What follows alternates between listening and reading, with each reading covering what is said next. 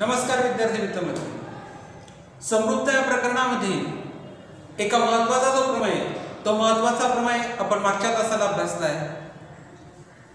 त्या प्रमेयामध्ये आपण अभ्यास केलाय की जर दोन समरूप त्रिकोणांच्या क्षेत्रफळाचा गुणोत्तर जर आपल्याला काढायचं असेल तर त्या दोन समरूप त्रिकोणांचं क्षेत्रफळाचं गुणोत्तर काढण्यासाठी किंवा त्या दोन समरूप त्रिकोणांचं क्षेत्रफळाचे गुणोत्तर हे त्या दोन समरूप त्रिकोणांच्या संगत बाजूंच्या वर्गाच्या गुणोत्तरा एवढे असते।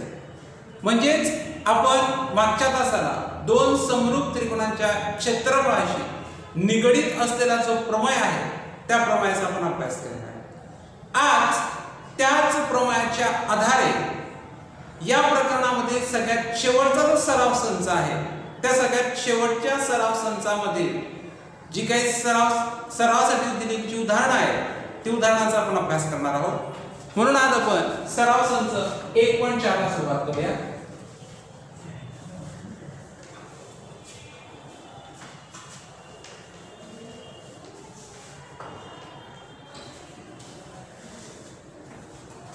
सराव संच 1.4।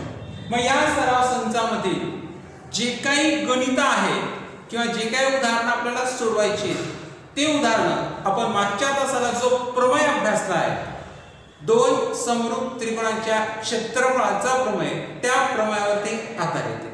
मग पहिला जो आपल्याला उदाहरण दिलेले ते पहिलं उदाहरण म्हणजेच आपल्याला दोन समरूप त्रिकोणांच्या संगत बाजूंचे गुणोत्तर दिलेले। दोन समरूप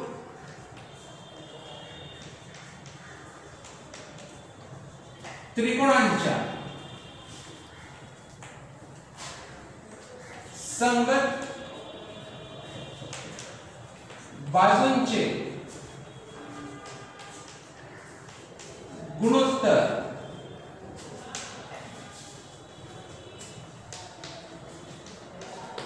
तीनास 5 आहे। म्हणजे आपल्याला या उदाहरणामध्ये दोन समरूप त्रिकोणांच्या संगत बाजूंचे गुणोत्तर 3/5 दिलेले, तर आपल्याला त्या दोन समरूप त्रिकोणांच्या क्षेत्रफळाचे जे काही गुणोत्तर असेल ते गुणोत्तर आपल्याला काढायचे आहे। आता आम्हाला फक्त काय माहिती आहे की त्या दोन समरूप त्रिकोणांच्या बाजूंचे गुणोत्तर 3/5 आहे। समजा आपल्याला त्रिकोणाची नावं त्यांनी दिलेली नाही, म्हणजेच आपण त्रिकोणाची नावं आपल्या स्वतःच्या मर्जीनुसार घेऊ शकतो। मी जी नावं घेतोय तीच नावं नाही, तुम्हाला जर दुसरी योग्य नाव वाटत असली असती तर तुम्ही ती घेऊ शकता। समजा त्रिकोण ABC समरूप त्रिकोण PQR मध्ये, म्हणजे ABC आणि PQR हे दोन त्रिकोण काय परस्परांना समरूप आहेत। मग या दोन त्रिकोणांमध्ये आता आपल्याला संगत बाजूंचे गुणोत्तर दिले। मग संगत बाजू आपण काढू शकतो, म्हणजे AB ही बाजू PQ या बाजूला काय आहे समरूप, म्हणजे त्यांचं गुणोत्तर काय आहे AB छेद PQ बरोबर। मग त्यांचा गुणोत्तर आपल्याला दिलेला आहे 3/5 म्हणजे 3/5, 3/5 म्हणजे 3/5। आता आपण समरूप त्रिकोणांचा क्षेत्रफळाचा प्रमेय पाहिला। आता समरूप त्रिकोणांच्या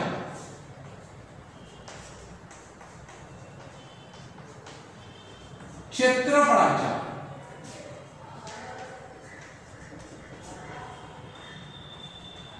प्रमेयानुसार, समरूप त्रिकोणांच्या क्षेत्रफळाच्या प्रमेयानुसार आपण प्रमेय काय पाहिलेला आहे की जर दिलेले दोन समरूप त्रिकोणांचं क्षेत्रफळाचे गुणोत्तर हे त्या दोन त्रिकोणांच्या संगत बाजूंच्या वर्गाच्या गुणोत्तरा एवढे असते, म्हणून A त्रिकोण ABC छेद A त्रिकोण PQR बरोबर म्हणजे आपल्याला दोघं त्रिकोणांचा क्षेत्रफळाचे जर गुणोत्तर काढायचं असेल तर ते गुणोत्तर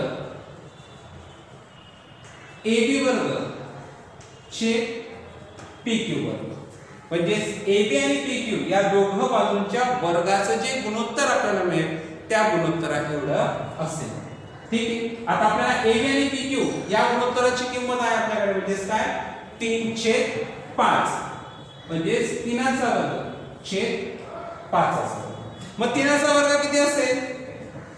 म्हणून A त्रिकोण ABC छेद A त्रिकोण PQ बरोबर 3चा वर्ग 9 आणि 5चा वर्ग 25, म्हणजे त्या दोन समरूप त्रिकोणांचं क्षेत्रफळाचे गुणोत्तरी 9/25 किंवा 9/25. मग अशा पद्धतीने आपण समरूप त्रिकोणांच्या क्षेत्रफळाचं जे काही प्रमेय आहे त्या प्रमेयाचा वापर करून आपण दिलेल्या दोन समरूप त्रिकोणांचं क्षेत्रफळाचे गुणोत्तर त्यांच्या संगत बाजूच्या गुणोत्तरावरून अगदी योग्य पद्धतीने आणि सहज पद्धतीने आपल्याला काढता येते. पुढचं उदाहरण काय? तर त्रिकोण LMN समरूप त्रिकोण PQR, म्हणजे LMN हा त्रिकोण PQR या त्रिकोणाला काय समरूप आहे. आपल्याला त्यांनी दिले की 9 गुणिले A त्रिकोण PQR, म्हणजे त्रिकोण PQR च्या क्षेत्रफळाची 9 पट त्रिकोण LMN च्या क्षेत्रफळाच्या 16 पट एवढे आहे. म्हणजे कळतंय तुम्हाला 9 गुणिले A त्रिकोण PQR बरोबर 16 गुणिले A त्रिकोण LMN, म्हणजे त्रिकोण PQR च्या क्षेत्रफळाची 9 पट त्रिकोण LMN या त्रिकोणाच्या क्षेत्रफळाच्या 16 पट एवढे आहे. आपल्याला QR ची माप दिलेले 20, तर आपल्याला MN हिचं माप काढायचं आहे. आपल्याला तोच प्रमेय वापरायचा आहे समरूप त्रिकोणाच्या क्षेत्रफळाच्या प्रमेयानुसार, परंतु आपल्याला जे दिलंय आपण पहिले त्याचा विचार करणार आहोत.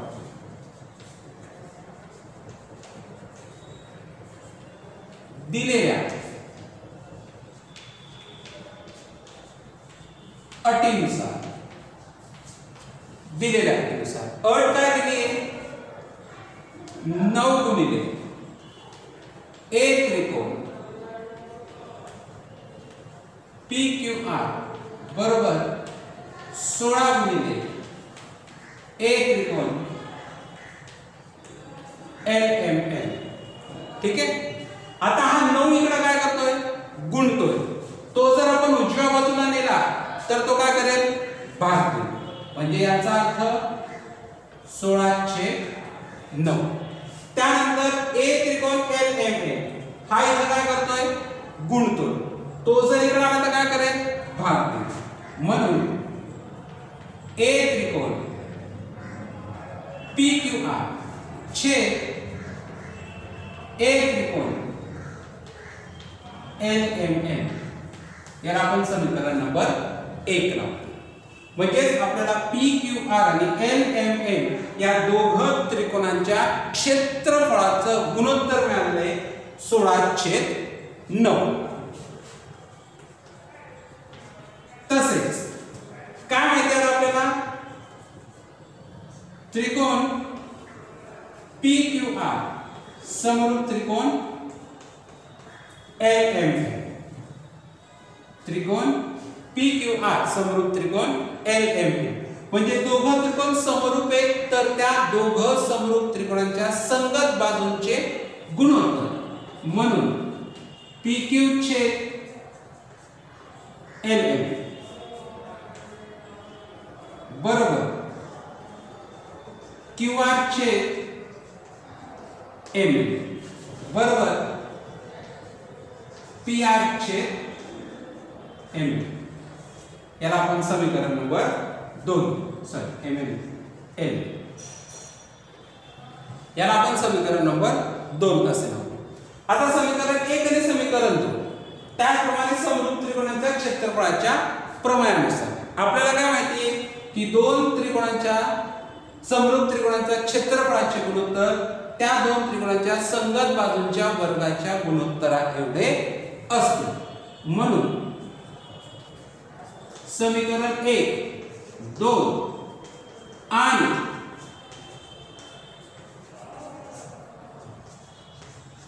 प्रमेयानुसार समीकरण 1, 2 आणि प्रमेयानुसार प्रमेय काय अभ्यासणार आपण की दोन समरूप त्रिकोणांचा क्षेत्रफळाचे गुणोत्तर त्या दोन समरूप त्रिकोणांचा संगत बाजूच्या वर्गाच्या गुणोत्तरा एवढे असते। ठीक आहे, मग आता आपण त्या समीकरण 1, 2 आणि प्रमेयानुसार आपल्याला काय मिळेल? म्हणून एक त्रिकोण PQR छेद एक त्रिकोण LMN बरोबर QR छेद MN QR वर्ग छेद MN वर्ग। आता ज्या किमती आपल्याला माहिती आहेत त्या किमती टाकूया, म्हणजे PQR आणि LMN या दोघं त्रिकोणांच्या क्षेत्रफळाचे गुणोत्तर आपल्याकडे आहे 16/9 बरोबर। QR ची किंमत आहे आपल्याकडे 20 चा वर्ग छेद MN चा वर्ग, म्हणजे आपल्याला काय काढायचंय MN ची किंमत काढायची। बघा आता समीकरण आपल्याला एक जे समीकरण मिळालं आहे त्या समीकरणाच्या डाव्या बाजू आणि उजव्या बाजू दोघांचा जर तुम्ही नीट विचार केला तर आपण दोघं बाजूंचं वर्गमूळ काढू शकतो। 16 आणि 9 पूर्ण वर्ग संख्या आहे, म्हणजे 16 चा वर्गमूळ आपल्याला माहिती आहे, 9 चा वर्गमूळ आपल्याला माहिती आहे आणि या बाजूला तर वर्गच दिलेले आहेत, म्हणजे वर्गमूळ अगदी सहजपणे काढता येईल। म्हणून आपण काय घेऊ? वर्गमूळ घेऊ। म्हणून वर्गमूळ घेतल्यास ठीक आहे, जर वर्गमूळ घेतला तर आपल्याला काय मिळणार आहे? 16 चा वर्गमूळ 4, 9 चा वर्गमूळ 3, 20 चा वर्ग म्हणजे त्याचा वर्गमूळ फक्त 20 आणि MN वर्ग त्याचा वर्गमूळ फक्त MN। पुढे तिरकस गुणाकार, म्हणून 4 गुणिले MN बरोबर 20 गुणिले 3। हा 4 इकडे गुणतोय, तिकडे गेला 3 भाग देऊ MN बरोबर 20 गुणिले 3 भागिले 4। 4 ने 20 चा भाग जातो, 4 1 4, 4 गुणिले 20 MN बरोबर 5 त्रिक 15। म्हणजेच दिलेल्या माहितीनुसार जर आपण MN ची जर समजा कधी आपल्याला किंमत काढण्याचा विचार केला तर आपल्याला MN ची किंमत मिळते किंवा MN या बाजूची लांबी मिळते ती 15 एकक। मग अशा पद्धतीने आपण समरूप त्रिकोणाच्या क्षेत्रफळाच्या गुणोत्तराचा वापर करून दिलेल्या माहितीनुसार आपल्याला जर एका त्रिकोणाचा संगत बाजूचं माप आणि दुसऱ्या त्रिकोणाच्या संगत बाजूचं माप विचारलं असेल आणि गुणोत्तरावरून आपण त्या दुसऱ्या संगत बाजूचं माप अगदी योग्य पद्धतीने काढू शकतो। पुढचा गणित आहे, दोन समरूप त्रिकोण आपल्याला दिले, त्या दोन समरूप त्रिकोणामध्ये मोठ्या त्रिकोणाचं क्षेत्रफळ दिलेले 225 चौसेमी, लहान त्रिकोणाचं क्षेत्रफळ दिलेले 81 चौसेमी, लहान त्रिकोणाची एक बाजू दिलेली आहे 12 सेमी, तर मोठ्या त्रिकोणाची जी संगत बाजू आहे त्या संगत बाजूची लांबी जी असेल ती लांबी आपल्याला काढायची आहे। आता आपल्याला इथे माहिती आहे की कोणते दोन त्रिकोण परस्परांना समरूप आहे किंवा नाही। ठीक आहे, आपण लिहून घेऊया। समजा ए त्रिकोण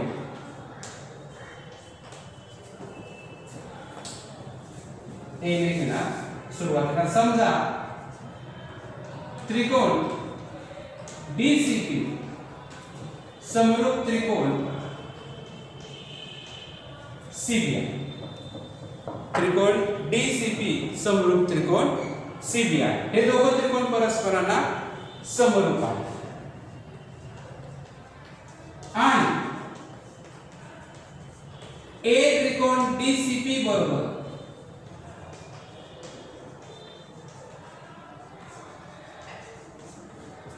225 चौसेमी. ए त्रिकोण डीसीपी बरोबर 225 चौसेमी आणि ए त्रिकोण सीबीआय बरोबर 81 चौसेमी. डीसीपी हा त्रिकोण या त्रिकोणाचं क्षेत्रफळ आहे 225 चौसेमी.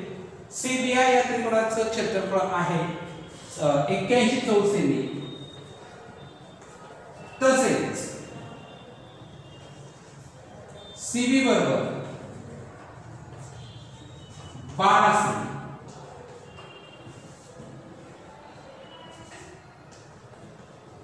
तर डीसी बरोबर किती? डीसी बरोबर किती? आपल्याला डीसी या बाजूची लांबी काढायची आहे. आपल्याला समरूप त्रिकोणाचं क्षेत्रफळाचं प्रमेय माहिती आहे. म्हणून समरूप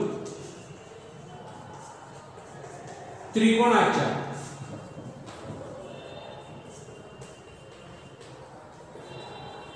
क्षेत्रफळाच्या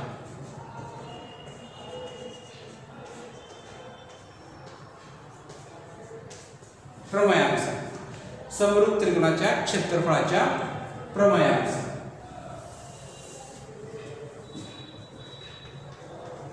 ए त्रिकोण डीसीपी छेद ए त्रिकोण सीबीआय बरोबर ए त्रिकोण डीसीपी छेद ए त्रिकोण सीबीआय बरोबर डीसी वर्ग छेद सीबी. डीसी वर्ग छेद सीबी वर्ग.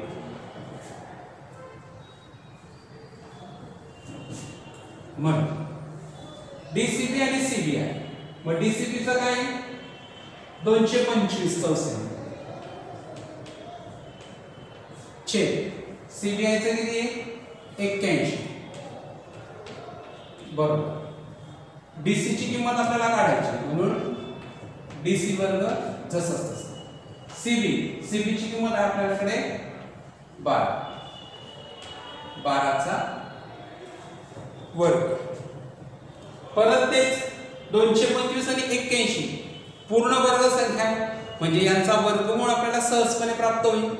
उजव्या बाजूला वर्गच आहे म्हणून त्यांचा वर्गमूळ आपल्याला काढायला काही त्रास नाही. म्हणून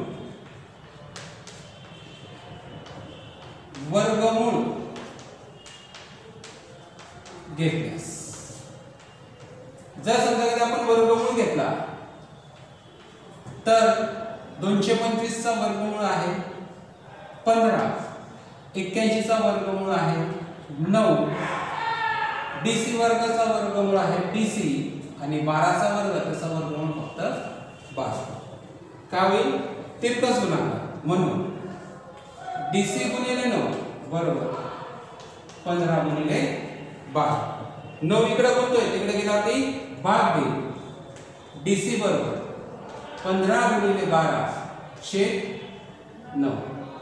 15 गुणिले 12 छेद 9. 9 आणि 12 एकाच संख्येच्या पाड्यामध्ये येतात. 3 त्रिक 9 आणि 3 चौक 12.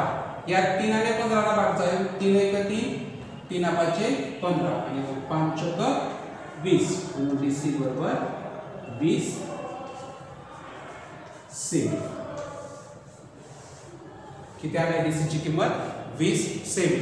म्हणजे जर समजा कधी दोन समरूप त्रिकोणामध्ये एका त्रिकोणाचं क्षेत्रफळ 225 चौसेमी, दुसऱ्या त्रिकोणाचं क्षेत्रफळ 81 सेमी, एका त्रिकोणाच्या संगत बाजूची लांबी 12 सेमी असेल तर दुसऱ्या त्रिकोणाच्या संगत बाजूची लांबी किती 20 सेमी. म्हणजे समरूप त्रिकोणाच्या क्षेत्रफळाच्या प्रमाणानुसार अगदी साध्या आणि योग्य पद्धतीने आपण हे उत्तर काढू शकतो. शेवटचं गणित सराव संच 1.4 मधलं शेवटचं गणित. त्या शेवटच्या गणितात आपल्याला एक त्रिकोण दिलेला आहे. त्रिकोण DEF या त्रिकोणामध्ये रेख PQ ची ती रेख PQ बाजू DE ला काय समांतर आहे. त्रिकोण DEF मध्ये रेख PQ ची ती बाजू DE ला काय समांतर आहे. तर त्या रेख PQ मुळे तयार झालेला एक भाग त्रिकोणामध्येच तयार झालेला एक भाग DPQE हा जो चौकोन जो तयार झालेला आहे DPQE हा चौकोन, तर त्या चौकोनाचं क्षेत्रफळ किती असेल ते आपल्याला काढायचं आहे. इथं आपल्याला त्रिकोणाचं क्षेत्रफळ विचारलेलं नाही, इथं आपल्याला विचारलेलं आहे चौकोन DPQE आणि ते क्षेत्रफळ काढण्यासाठी आपल्याला ही पूर्ण कृती करायची. म्हणजेच तुम्हाला मी मागे सुद्धा बोललोय की SSC 10वी बोर्डाच्या प्रश्नपत्रिकेत तुम्हाला या पद्धतीने जर कृती विचारली तर ती कृती तुम्हाला पूर्ण करता आली पाहिजे. म्हणजे तुम्हाला गणित सोडवायचं आहे, परंतु फक्त सोडवताना ज्या रिकाम्या चौकटी ज्या दिलेल्या आहेत त्या चौकटीमध्ये तुम्हाला योग्य उत्तर भरत जायचं आहे. ठीक आहे. आता बघा आपल्याला जे दिलेलं आहे ते आपण तिथून सुरुवात करूया. त्रिकोण PQF म्हणजे बघा आता DEF या आकृतीमध्ये या त्रिकोणामध्ये PQ या रेखमुळे अजून एक त्रिकोण तयार झाला आहे. तो त्रिकोण म्हणजे कोणता PQF. मग या PQF या त्रिकोणाचं क्षेत्रफळ दिलेलं आहे 20 एकक. त्यानंतर त्यांनी दिलेले आहे PF. बघा PF या बाजूची लांबी दिली त्यांनी PF ची लांबी किती दिली आहे तर DP च्या दुप्पट. म्हणजे ही DP म्हणजे PF ची लांबी जर आपल्याला विचारली तर या PF ची लांबी हा जो DP आहे या DP च्या दुप्पट PF ची लांबी. मग त्यांनी DP ची लांबी x मानून घेतली. आपण मानूया की DP ची लांबी x. मग PF ची लांबी किती येईल 2DP. DP ची किंमत x आहे तर 2 गुणिले x म्हणजे PF ची किंमत किती आली 2x. ठीक आहे. आता पुढे जाऊ. आता पूर्ण DF विचारलाय त्याने. ही पूर्ण DF.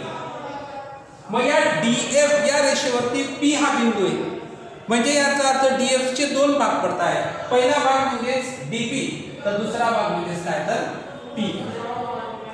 इथं काय येणार आहे P. मग DP ची किंमत किती आपल्याकडे x मानली आहे.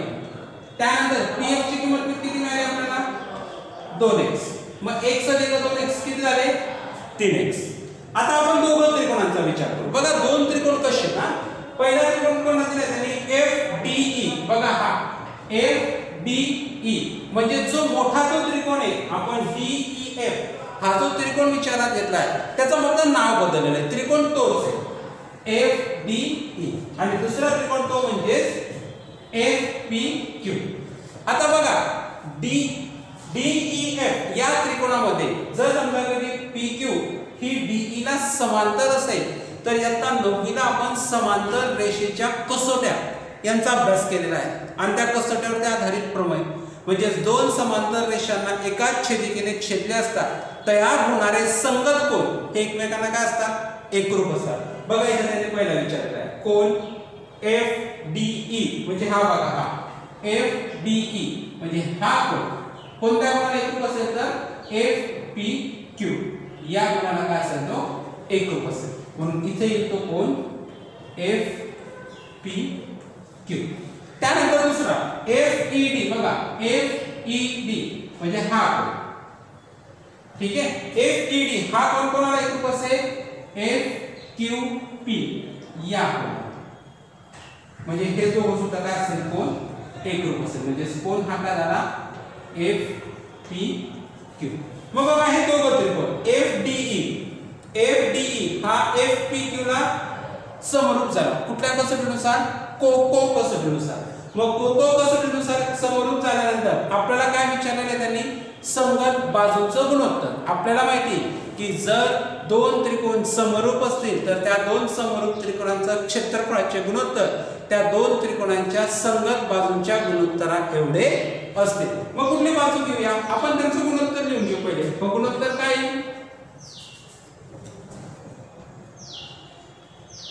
FD छेद FP बरोबर DE छेद PQ बरोबर FE छेद FP. ठीक आहे. आता तुम्हाला कोणाकोणाच्या बाजूंची माप माहिती बघा, तुम्हाला पीएफ चं माप माहिती म्हणजे पीएफ ही बाजू आहे का? हो आहे पीएफ. त्यानंतर तुम्हाला डीएफ माहिती म्हणजेच वरती काय डीएफ म्हणजेच डीएफ छेद पीएफ बघा एफडी छेद एफपी म्हणजेच डीएफ छेद पीएफ. आता डीएफ ची नावे किती आपण काढलेली डीएफ ची नावे 3 म्हणून इथं 3x वर्ग घेतला म्हणजेच याचा वर्ग आणि याचा वर्ग. पीएफ ची नावे किती आहे 2x म्हणजे आपण 2x चा वर्ग. मग हा x आणि हा x का झाला कळ झाला.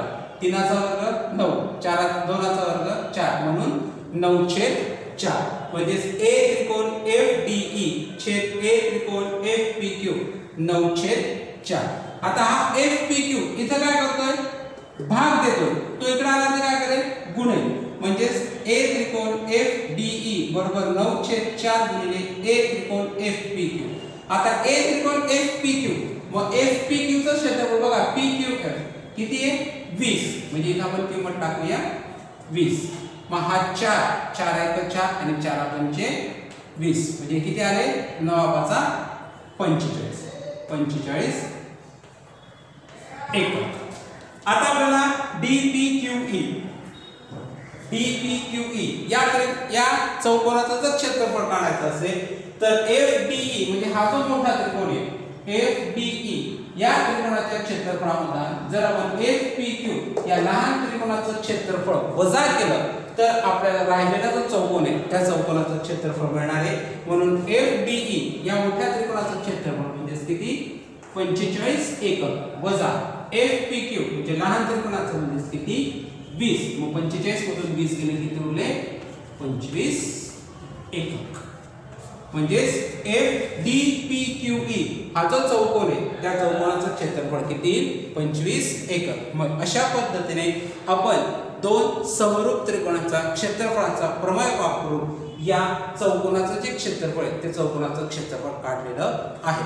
सराव संच 1.4 पूर्ण झालेला आहे. त्याच पद्धतीने पहिलं जे प्रकरण आहे ते पहिलं प्रकरण समरूपता देखील पूर्ण झालेलं आहे. राहिलेली जी गणित आहे ती राहिलेलं गणित अगदी योग्य पद्धतीने घरी सोडवा, प्रयत्न करा. संकीर्ण प्रश्न संग्रह 1 जो आहे तो देखील पूर्ण सोडवण्याचा प्रयत्न करा.